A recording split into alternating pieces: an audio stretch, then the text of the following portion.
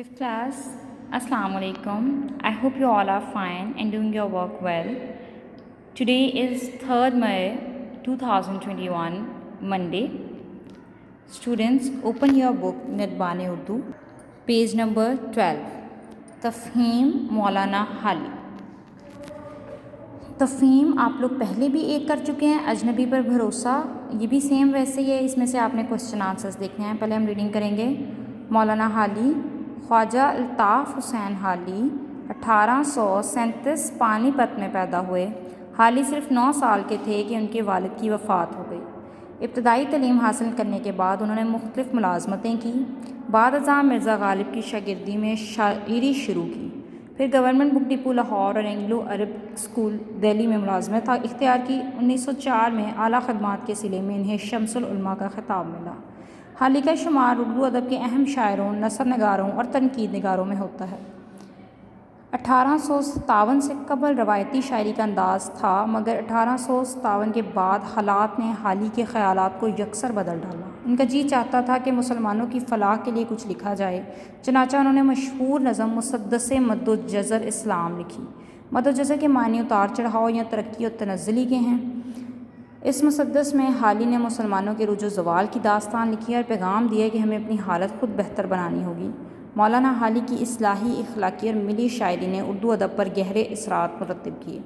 मुसद्दस मद्दुज्जज़र इस्लाम के अलावा दीवान हाली, मुकदमा शेर व शायरी, यादगार गालिब, हयात सादी और हयात जावेद हाली की काबिल ज़िक्र तसानीफ़ हैं.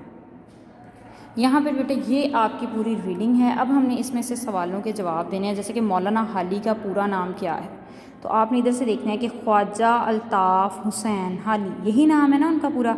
ओके, ये आपने इधर लिखना है. नेक्स्ट है जी, हाली का शुमार किन लोगों में होता है. अब आप दोबारा रीडिंग में आएंगे और सोचें यहाँ देखें कहाँ किन लोगों में होता है. ये लाइन है कि हाली का शुमार उर्दू अदब के अहम शायरों, नसर नगारों और तनकीद नगारों में होता है. इस तरह तीसरे सवाल पे आप आ जाएं. शायरी में हाली के उस्ताद कौन थे. हमने अभी पढ़ा है कि शायरी में हाली बाद अज़ां मिर्ज़ा गालिब की शागिर्दी में शायरी शुरू की. तो आप यहीं से ये लाइन उठा के लिख सकते हैं. मौलाना हाली ने मुसद्दस क्यों लिखी. मौलाना हाली ने मुसद्दस लिखी थी मुसलमानों की फ़लाह के लिए, वो कुछ करना चाहते थे, इसलिए उन्होंने मुसद्दस लिखी थी.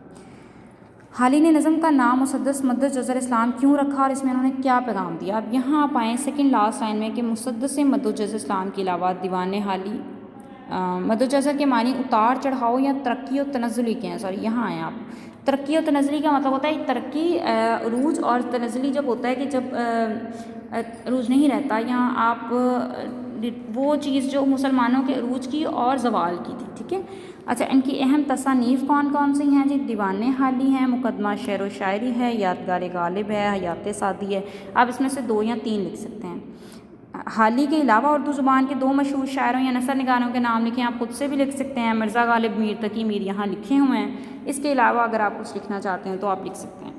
नेक्स्ट बेटा यहाँ पर हैं कि इबारत में मौजूद मंदरजे अल्फाज का अंग्रेज़ी में तर्जमा करें. कि खिदमात का मतलब होता है सर्व करना या सर्विस.